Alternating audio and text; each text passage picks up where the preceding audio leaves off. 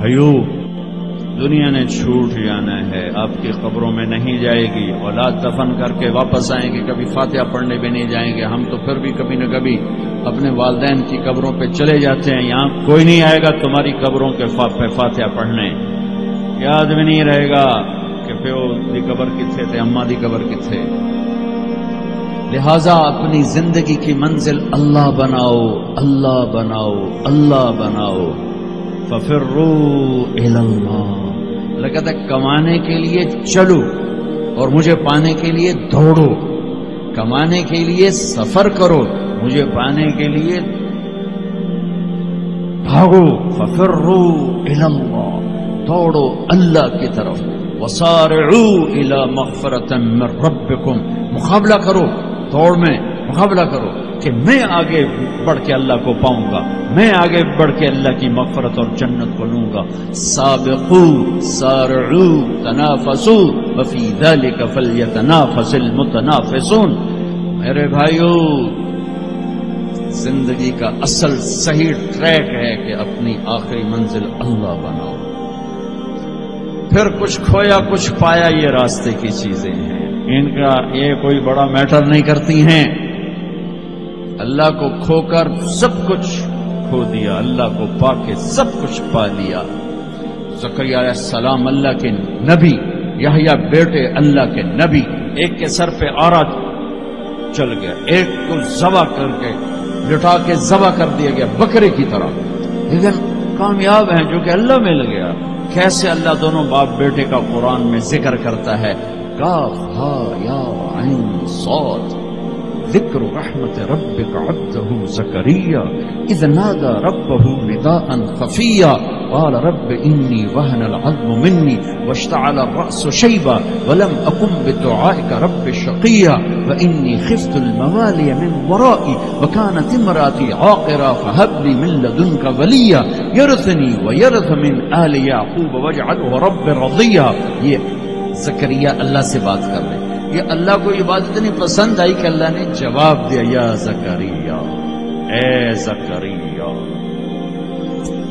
1,24,000 میں صرف 9 نبی ہیں جن سے اللہ نے براہ راست خطاب کیا قرآن میں، 9، ان میں سے ایک سے آدم، یا آدم، نوح، یا نوح اہبط بسلام، یا آدم اسکن انت وزوجک الجنہ، یا ابراہیم قد صدقت الرؤیا ما تلک بیمینک یا موسیٰ، یا داود انا جعلناک خلیفہ، یا زکریا، یا زکریا انا نبشرک بغلام، یا یحییٰ خذ الکتاب بقوہ، یا عیسیٰ ابن مریم، 8 پہلے اور 9 اپنے حبیب مصطفیٰ صلی اللہ علیہ وسلم۔ انا نبشرک بغلام اسمہ یحییٰ لم نجعل له من قبل سمیا۔ اب بیٹے سے بات شروع ہو گئی، یا یحییٰ خذ الکتاب بقوہ۔ عزت اتنی کہ اللہ عرشوں سے نام لے کر بات کر رہا ہے، اور امتحان ایسا کہ باپ کے سر پہ آرا رکھ کے 2 ٹکڑے کر دیا گیا اور بیٹے کو لٹا کے ذبح کر کے سر اگلا تھوڑا الگ کر دیا گیا، لیکن عزت کے سہرے دونوں باپ بیٹے کے حصے میں آئے، ذلت ناکامی انہیں قتل کرنے والوں پر آئی۔ کربلا کے میدان میں یزید نے فتح کے جھنڈے گاڑ دیے،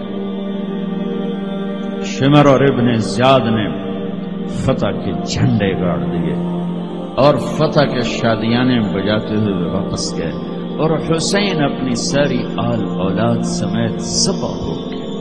کائنات کا سب سے پاکیزہ خون دھرتی میں بہہ گیا، سب سے پاکیزہ نسل اللہ کے نام پہ ذبح ہو گئی۔ ان سے زیادہ پاک کون ہوگا؟ جن کے نام حسن پیدا ہوئے، میرے نبی نے حضرت علی سے پوچھا کیا نام رکھا ہے؟ کہا جی حرب، حضرت علی کو بہادر جنگجو، انہوں نے نام رکھا حرب، لڑنے والا۔ آپ نے کہا نہیں، میرے بیٹے کا نام ہے حسن۔ پھر حسین پیدا ہوئے، آپ نے فرمایا علی کیا نام رکھا ہے؟ انہوں نے پھر کہا حرب، آپ نے کہا نہیں اس کا نام ہے حسین۔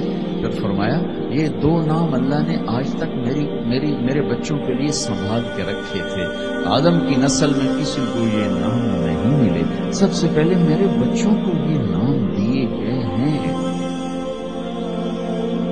ان کے نام اللہ رکھے، اللہ نے جن کے نام پسند فرمائے اپنے حبیب کی زبان پر، ماں کا دودھ چھوٹنے سے پہلے جن کو جنت کی سرداری ملے، سیدہ شباب اہل الجنت الحسن والحسین، جنت کے نوجوانوں کے سردار ہیں حسن اور حسین۔ جنت کا سرٹیفکیٹ نہیں ملا، جنت کی سرداری کا سرٹیفکیٹ ملا ہے۔ حسن چہرے، سر اور کمر پورا اللہ کے نبی کے مشابہ تھے، کمر سے پاؤں تک اپنے باپ کے مشابہ تھے۔ حسین سر، چہرہ، کمر اپنے باپ کے مشابہ تھے، کمر سے پاؤں تک اللہ کے محبوب کے مشابہ تھے۔ تو اس مشابہت کی وجہ سے آپ مذاقاً فرمایا کرتے تھے حسن میرا بیٹا ہے، حسین علی کا بیٹا ہے۔ جنہیں گود کھلایا، جنہیں ہاتھوں پہ اٹھایا، جنہیں کندھوں پہ بٹھایا۔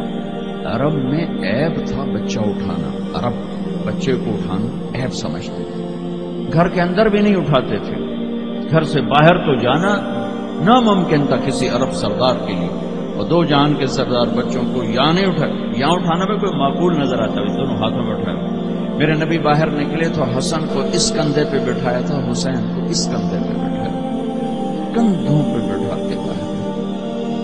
ایک بدو پریشان ہو گیا، جو انہوں نے تو کبھی دیکھا ہی، یا رسول اللہ یہ کیا، آپ کو ان بچوں سے اتنا پیار ہے؟